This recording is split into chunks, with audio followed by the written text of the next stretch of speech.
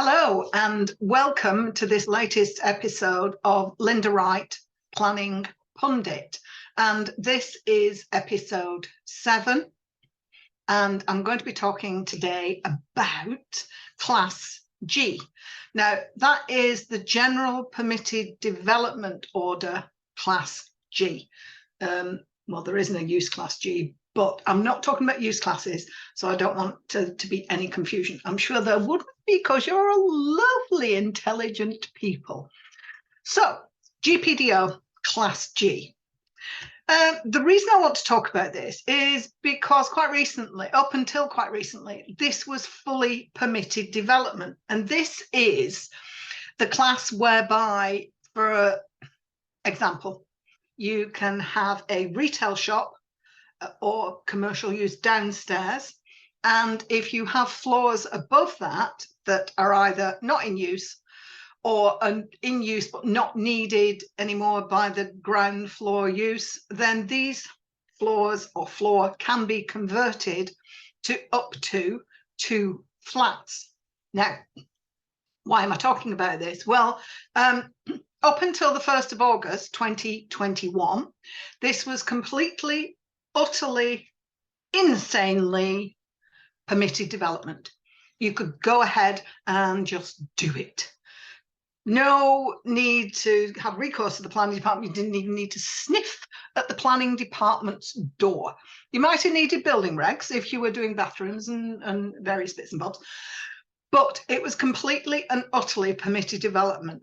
Now, since all of the prior approval permitted development stuff, I hate the term permitted development, has been changed, and there's light issues and there's size issues and all of this kind of stuff. The Class G, which I'll say there was one planning consultant of my acquaintance who said Class G rocks my world. John, you know who you are.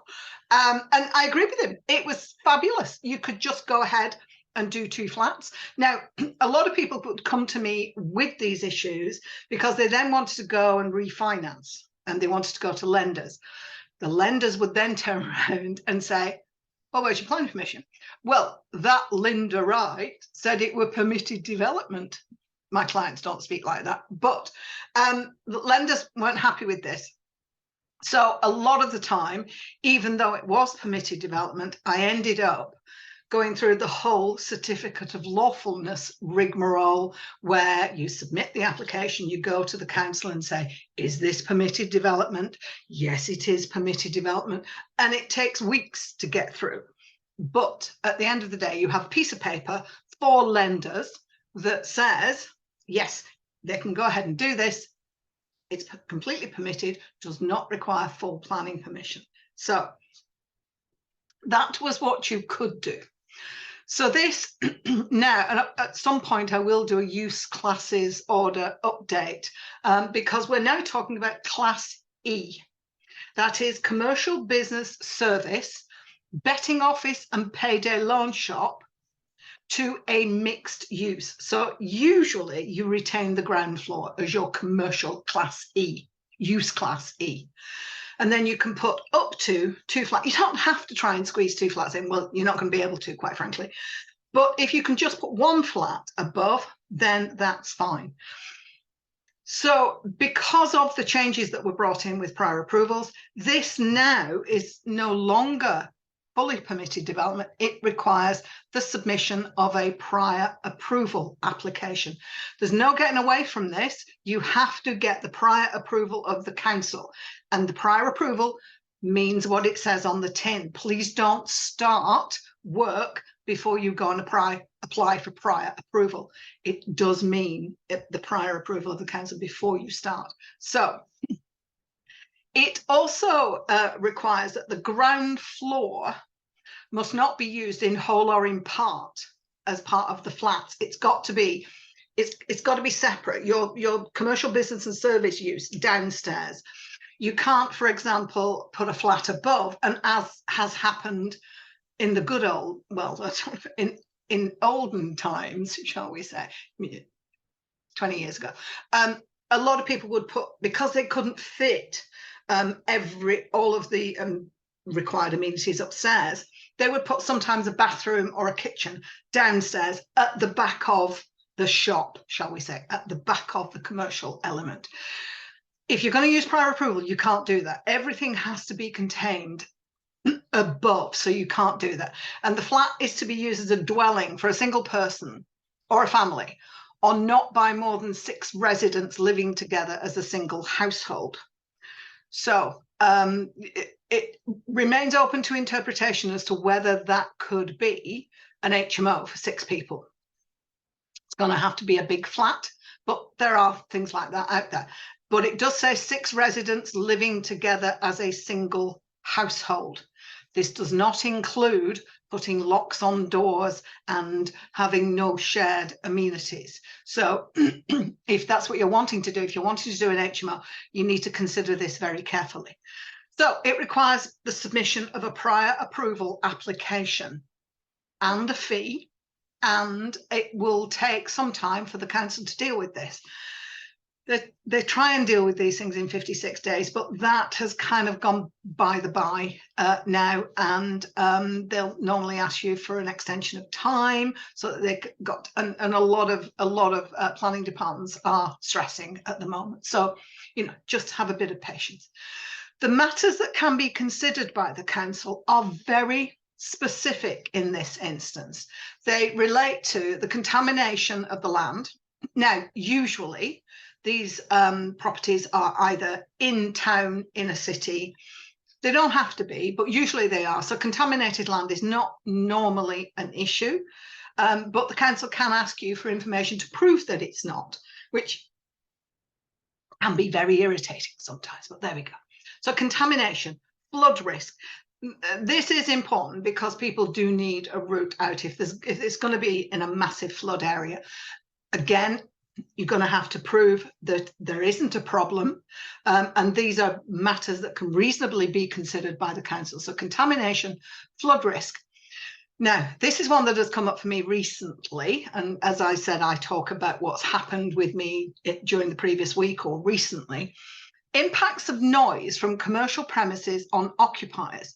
Now, this was something that never raised its head when it was when it was permitted development. It's now prior approval, so this has been added in. This, I know you want to create good living environments, but this, as far as I'm concerned, if you're trying to get upper floors of commercial properties in use in cities and towns, there's invariably going to be some noise. And if you're next to or next door but one to a restaurant or a takeaway, then there's going to be an extraction system, and that potentially could cause noise. Now, obviously, if there's a nightclub next door, that's going to be something that does need to be taken into consideration. If there's going to be garage music, is garage a thing anymore? I don't know. It's going to be bumping out until 4 o'clock in the morning, so obviously that needs to be taken into account. But I've had experience recently where a council have taken a very hard line on this, and the prior approval for the conversion to a flat has been refused. It has now gone to appeal, because I do believe that this needs to be tested, because it sort of flies in the face of the reason why central government want to put flats and why they've made this a prior approval. But then you've got councils who are taking a very hard line, and environmental health officers who are taking a very hard line on the noise, and saying, no, we can't have this. But, you know, to be perfectly honest, in a lot of city centres, the ambient noise level is such that some of these extraction systems and restaurant issues are not going to be a big factor. Then finally, the last issue that can be considered by councils is the arrangement and storage and management of domestic waste. So that does need to be, you need to show where the bins are going to be stored, basically. So that does need to be taken into account. So 4 issues that the council can consider when looking at these types of applications: contaminated land, flood risk, impacts of noise from commercial premises on the occupiers, and arrangements for storage and management of domestic waste. Now, when I submitted one of these applications last year sometime, the planning officer very helpfully came back and said, oh, I've had a consultation response back from the highways. They weren't a unitary authority, so they've gone to the county council. I've had a response back, and they're objecting to the application because of car parking and access issues. And I thought, oh, well, that's very useful and very interesting. But so I raised myself to my full height of 5 foot and a bit, and said, I think you'll find.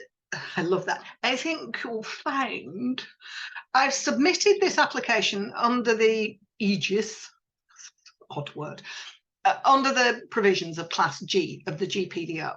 And the matters to be considered by the council do not include highways and parking issues. It took 3 weeks for me to get a response back. And that's because I said, well, yes, all right, I appreciate you've had this response, and they're very diligent in saying, well, there's car parking and access and everything else. But I said, surely, because you can't consider this, surely it must be set aside, and you should continue to deal with the application on the basis of the matters that you can consider under Class G. So just be very careful with this. There are some planners out there who don't actually read the legislation. And this is what I'm here for, basically. So did go back and say, no, I think you'll find that you can't consider this. So can it be set aside?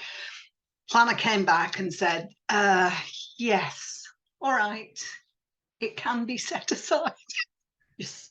Okay, so you just need to be aware. You just need to be aware that what the council can and can't do, and don't let them pull the wool over your eyes. So this brings me to the end of this video, because this was quite simple, but quite important to a lot of people. Class G, the conversion of upper floors to a flat or flats. Now, you need to also know that you're going to have to, because this is the prior approval, you are going to have to comply with the space standards. And this is one of the reasons that central government have brought this in. So you're looking at a minimum for a 1-bed flat, 1 story. You're looking at a minimum 39 square meters, 37 square meters if you've got a shower room, not a full bathroom. So please also bear that in mind. So that is this episode 7 of Planning Pundit. That's from me, Linda Wright. I hope this was useful. It's all about Class G and the prior approval and what you can and can't do, but it's all about getting flats and getting people back into unused spaces in towns and city centres. So if you like this video, you know what to do. Please give it a like, a share, a subscribe. Tell everybody, share it with all your property peeps. And I'll keep on going until I get a few more subscribers. If I don't get any more subscribers, I'm going to stop. That's not a threat, but you just think, is anybody listening to me? And am I just sitting here talking to myself? Well, yes, quite possibly. I'll end it there, finally. Thank you very much. Please like, share, subscribe. I'm Linda Wright, Planning Pundit. This was episode 7, Class G, flats above commercial premises. Thank you again.